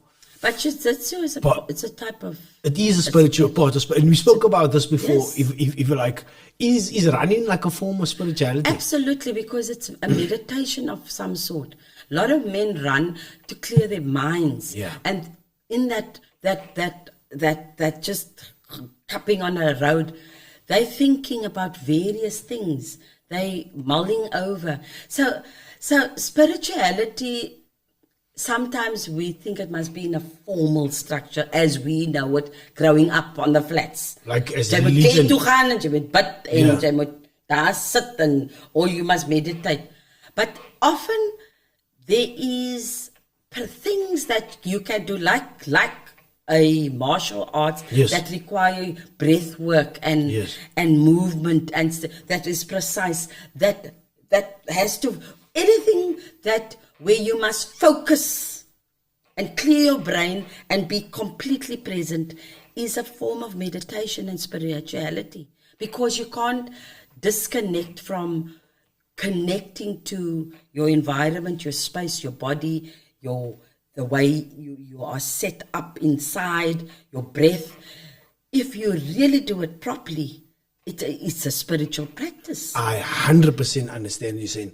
And yeah, it's almost like I knew that, but I didn't Know it.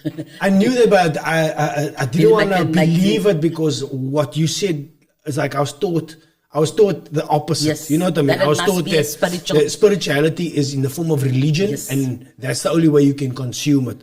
But I have been like almost like feeling that this spirituality in other things, Yes. like sitting in my garden and appreciating, Absolutely. being 100% grateful Present and- for what I have in that moment. Absolutely.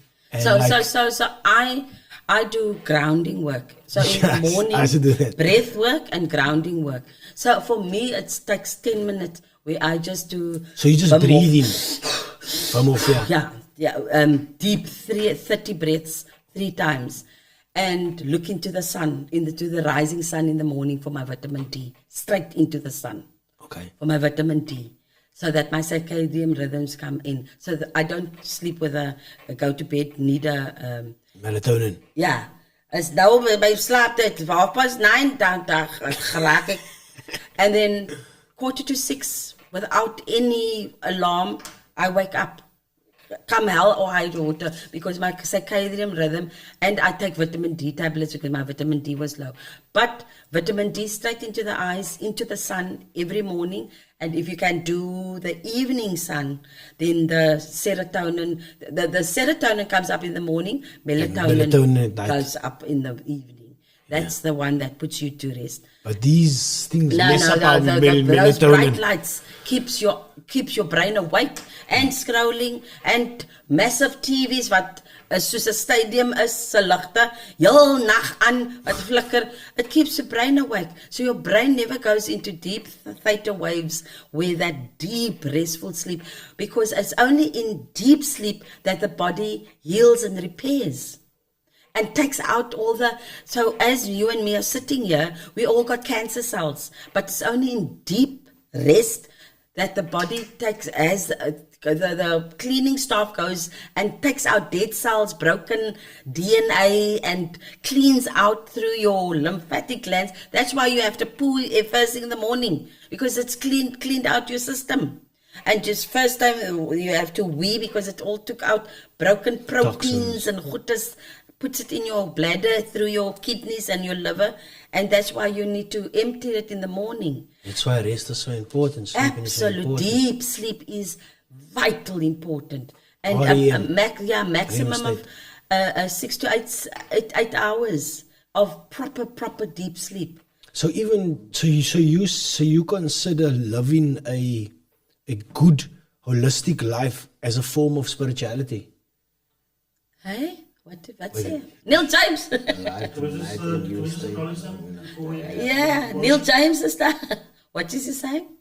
Come to class. Okay, so Neil James is one of my avid followers. Yeah. He's every day on my class.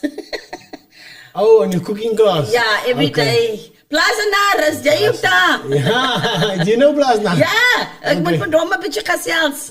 Thank you. What were you saying? Can't remember. Oh, do you consider living a holistic life, eating healthy, taking care of your body, looking in the sun, being grateful, is that a form of spirituality? Absolutely. So when I do my grounding, and grounding is barefoot on the soil, The grass, yeah. because the earth's magnetic field, we've lost that because we wear plastic on our soles. Yeah. So we lost the connect. So the earth has a magnetic field, and we do not ground. And when you can measure it instantly when you on the earth, and that helps you with your magnetic field and your inflammation in your body. So just standing for 10-15 minutes bare feet on wet grass, first thing in the morning on the soil, it is one of the spiritual. You can't but be grateful when you see the sun rising and you're breathing and you're connecting to the earth and you feel the electricity, and there's a calmness that come over you that is a weird, strange. You can't but not be grateful and go, this is God, spirit, Yeah. this is whatever you call it. You can't, but if you do those practices, when you eat consciously, when you're sitting with a plate of food and not watching TV and shoving your, when you sit there and you have a plate and you taste everything and you're present with your food and you look across the table and there's your children and your eyes are looking back at you and just, little misses and just, but it's all spiritual. Everything is spiritual if you allow it. But our modern society and life has been such a distraction that we don't see spirituality in the most commonest and ordinary things. There's your wife, hy voet ons het oud geraak. En hy gesiggeet, hy fresh faces nie meer nie. I looked at my husband, hy baard is nou en hy's 'n bietjie grys en oë begin 'n bietjie hang when ons raak nou amper 60 toe. And you can appreciate that and go, 30 years, bruh. Ja, was het lekker gemaakt, man, 30 years. And here's our boys. And I think our kids, I grew up with sitting down for supper, switch off the TV. In my house, nothing is on. No TV, no radio. My house is peaceful because I needed peace. And having 3 young boys running around is chaos. And one day I was almost lost it because the TV is on. Ek weet nie, iemand het die radio aangesit and there was just chaos. And then I just said, no, end of this. If you're not sitting in front of the TV to watch TV, then the TV don't go on. Yes, but we want to see the time in the morning. I said, I'm going to buy a big clock and then you can watch it. And then they were very young when they were at primary school. I made it an institution that in the morning says calmness. And we eat our breakfast and we talk and have conversation, but there's no background noise because that's the stuff that brings on extra anxiety for the mother. And then she is shouting, you guys, and almal se oë is hier en niemand kyk hier en die skoolskoene lê daar en chaos. And I made it a rule. Now at 20 odd, my boys are 20s and 30s. They seek the peace and the quiet. They go to festivals and clubs, but then they come. They look us up, and they literally say, "Mommy, we haven't hung together on the stoop with a glass of wine and just chatting." They seek it now because their systems require just peace and calm and no noise. But they can go out in the world and do the stuff. And I'm so appreciative because that is the spirituality. People come into my home and they say, what is it about? I said, because God loves you, man. I still, that is TV. And I found that subliminal... How many people were raped? How many politicians stole more money? Oh my God, it's the worst. And constantly, 24/7 in the background. On the hour, by the hour. Every half an hour in your car, on the news. And it affects, it goes and sits somewhere. Oh, that's where the anxiety comes in. That's why our 8-year-olds are now suffering of anxiety and depression. Yeah. Because it's constant. And then we feed them crap like 2-minute noodles. And their bodies can't cope. And we give them long, digot, monsters. That's actually as an African Cape Townian guys that came up with this. But somebody had a problem with it. Kaapse brew. They came up with the Skeptonian guys came up with their own energy drink. But somebody had a problem with the massive front teeth because that's like what are you trying to say? Yeah. Like we more than that. What was that? Dr. Ish. Dr. Ishlani, yeah, and Dr. Ishlani was in New Zealand, and he actually took Qantas to court. Did you take him to court, or he just wrote letters? Yes.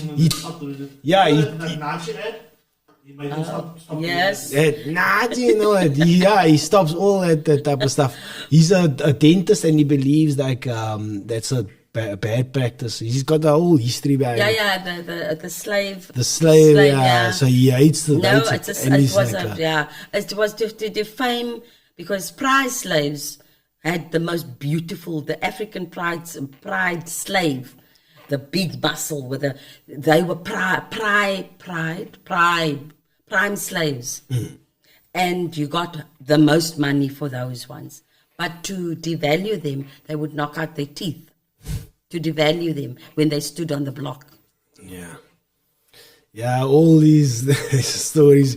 There's so much stories to be told. Tell me about this book, Know Thyself. We're gonna leave soon. Just tell me about Know Thyself. This is where the last touching point that I want to chat about. So Know Thyself. This came out recently. Yes, 3 weeks ago. 3 weeks ago. Yep. Know Thyself is a little self-help book that you can really start the journey of rediscovering who you truly are. And it's partly a semi-autobiography because before every chapter, there's a little anecdote for instance, you can see there's various chapters like finances, relationships, friendships, various topics. Reclaiming your authentic self. Yes. Gratitude is something we spoke about. Yes. Resilience. Mourning the death of an old. Celebrating you. What is that? Mourning the death of the old. The old you? The old you. And celebrating the new. Yes. So so it's partly a part of my journey. So about when I was at 10, I'm 55 now. So in my 40s, mid 40s, 42, I went through a process of, I was very unhappy. And my life wasn't particularly like a husband, and we had a bit of geld, and the kids were doing well. I'm all by private school, and we went on holidays. But I just became progressively displeased with myself. And now we do what research how your brain start looking for reasons for your unhappiness. And you point no fingers. If the husband is just more romantic. As hy net vir my 'n bietjie meer uitvat en vir my roses bring en arme man, I always said Philip probably could buy me every day roses. I would have beat him with the roses because it wasn't about that. Then I looked at families just demanding of me, and they never appreciate, and extended family and friends, and you do things for everybody and nobody. It wasn't about that. I was getting further and further away from the original me. And I believe that we assimilate, as life goes on, we assimilate bits of us to fit in for love and belonging, work, social groups, family, friends. For love and belonging, we become versions of the original me. And then you add trauma to it, and things happen in life, and it skews the true, authentic you. And I had to go on a personal journey of, but what would make me happy? Because my husband just went, oh, for goodness sake, that's how Philip is. He's the very... what do you want, I couldn't even tell him what I want. And I went, what makes me happy? What makes me happy? I couldn't answer that question. And I went, what used to make me happy when I was a little girl? And who was that little girl before life happened? And I remember my 6-7-year first memories being in my father's garden. My father always had gardens in Lavendale. We had a ground flat. And just being absolutely for hours playing on my own and talking for hours, my dollies, and making mud pies and cookies and feeding it to my stuffed toys and talking. Talking gave me the greatest pleasure. And I had to go, I love talking. I love information. I love understanding. I love asking the question why. My mother had no patience. No, why are you always asking? No. And my father entertained me.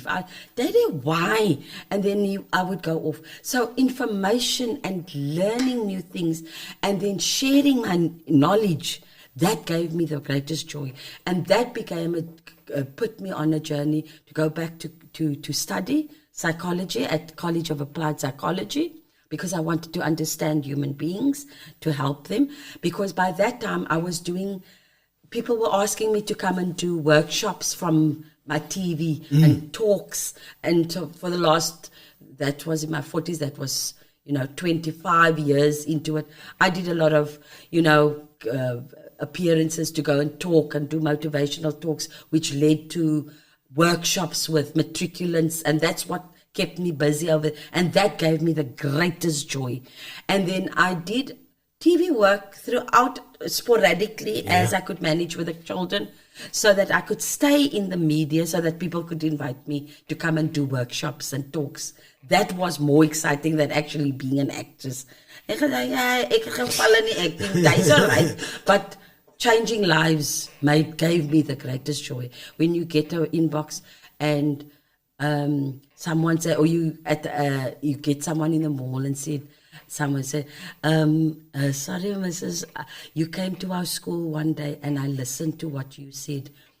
And I made something. I went to college, I got a bursary, and I remembered you from Lavendale and from the Cape Flats. And I just want to say thank you for motivating me. And I always remember what you said that day when you came to our school. That is what makes my heart sing. When someone tell me they're off all their meds because they follow what I'm saying about diet and food and things. And for the first time, they can actually be with their children and present. And one woman said, she's inboxed me, I was about to, on Monday, I had to go to court to divorce my husband, but your talks have made me realize I'm the problem, not him. That is the stuff that just makes me, and my book is about my journey to my true authentic self. That's the stuff that makes your soul sing. That original child that you came into the world as before life happens, that's the joy, that thing that you want to do, that you do, that gives you hours of pleasure, that you wish you could do, even if nobody pays you. That's your true mission in life. Because we get a job and a work, and that we're so unhappy in it. That's what my book is about. And after every chapter, there's a whole lot of questions that you must answer for yourself to start putting you on your own journey. Know thyself, because that is the true point to happiness, I believe. Wow, that's so powerful. You struck a chord with me there, and you say stuff like, the journey to yourself, especially if you don't feel yourself, if you're in an environment where you don't feel yourself, and I think we can all acknowledge that. You go to a workplace, or you go to a gym, or you amalgamate you, and you're just sort of there. I go to a gym now that I feel part of the gym, or I'm like there's a spirituality and stuff like that. I was at gyms before where I felt almost like out of place, or just areas where you just don't feel part. And journey to find that what you want. And we all, every human being's deepest core desire is love and belonging. That is across the board. Race, color, creed. We just want to belong and be acknowledged for who we are and beloved. For all our faults and our trying to be the best human beings we can be. And I always said, even the most worst person on this planet, they have had a journey to that point. There's a reason why they are. And they, in their hearts of hearts, want to just belong. Just belong and just be loved. And how you get there and how you find that. Often people, they think money will bring them prestige, accolades, and, just living in that area, having this car. Positions. They try everything, even degrees. There's people that's got 1 million degrees, hoping and seeking, trying to find, can I belong? And do you love me? Yeah. In the bid for true love and belonging. And for me, it has been the most profound journey. It's been the most daunting, because as I started unpacking her, I had to realize that I had to face an incident that happened that I packed away, that was deep laden, an attempted rape by my day mother's eldest son. And then it made sense why I get freaked out with locked doors. He tried to lock me in the bathroom and rape me, obviously. I was about 7. And it was, I buried that trauma. And I've always thought going into like a public bathroom, and sometimes the door is a bit sticky, or friends and the key don't work and you're trying to get out of, I would get like an anxiety come over me, and I would always think it's because I'm a bit claustrophobic. And that incident then make absolutely sense, because I can't get out the doors. That's why all my internal doors. How did you get to revisit it? Did you just think back, or did it hit you? Or TRE, tension and trauma release. It's a shaking modality, because what's TRE? TRE is tension and trauma release exercises. David Baselli is a doctor in America that developed its theory. Okay. When you're in trauma, then you must start shaking. And people say, Sekavata. Yeah.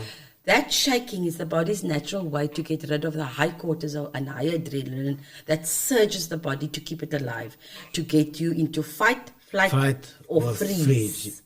Okay, fight or flight, yeah. Fight, flight or freeze. Sometimes you freeze in a traumatic situation. That's why a lot of times people ask, when there's a rape, why didn't you scream? Why didn't you? You just froze. You froze.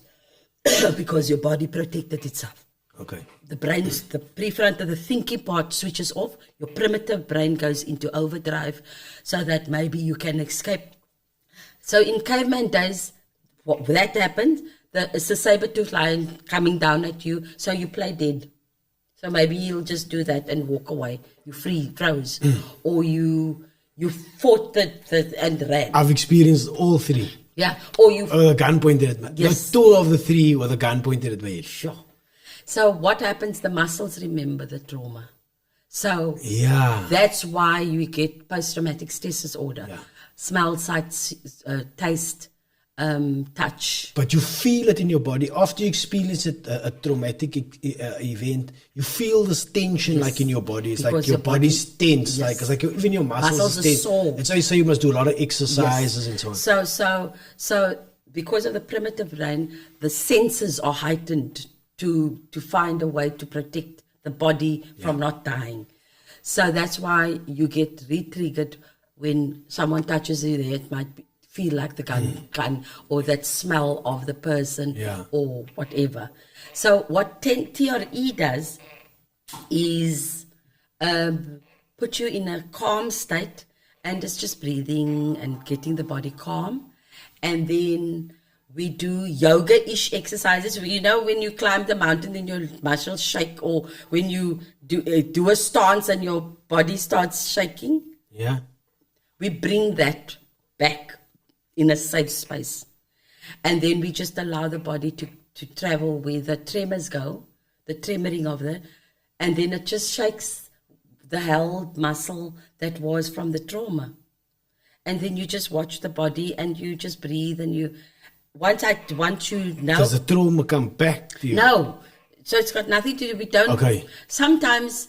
You like remember the trauma. Yeah, you go, oh. And so I had a client that was raped. She got in a taxi after she went to a gym, and she got in a taxi, and for years she didn't know why when a blue taxi passed her, she feels anxious and she feels like she must close her doors. And during this she went, oh, it was a blue taxi. Because when in a trauma, the act, because this is not working, the prefrontal cortex, reason, understanding. So brain blocked it out. Yes, decision making. But the brain remembers bits of the trauma. So it's scattered. So during TRE, it puts it into perspective. And she goes, oh yes, I smell that guy wore Old Spice. But because the body's feeling safe, you are not re-traumatized. It's just the muscles that is releasing the memories. And then, crazy. And then it's not talk therapy, but the Dr. Pacelli is using it for returning veterans from Afghanistan. They don't have to talk about the trauma, but the body releases it. So that was part of my journey also. Wow. but we can go. Your voices. Yeah, it's 10 o'clock already. Yeah. Wow. How much did we go for 2 hours already? Wow. Anyway, yeah, let's wrap up, man. Thank you for all the information that you've given me. And thank you for being an awesome role model, man. Thank you for joining us today. Absolute Like, pleasure. there's so much information that you've given me, like about everything. And I think that there's so much chords that you struck with me as well, and I'm sure with people out there, like, Yes. just like how to appreciate, be more appreciative of life, Yes. go out there, eat better, live better, and I'm intending to live to 103 with everything intact. Ek het net so 'n cool auntie soos ek nou is. And it's possible. It's absolutely possible. Have you heard of stem cells already? Yeah, but you can do stem cells from just cold plunges and Is it? cold plunge, taking a cold shower, 2-minute cold shower every morning. Then you can regenerate your own stem cells, my bro. There we go. Cold cells. Anyway, thank you for joining me, and to everybody else out there, thank you guys. Please like, share, and subscribe. We'll be back sometime. And thank you very much. Peace. We out. Thank you. Bye.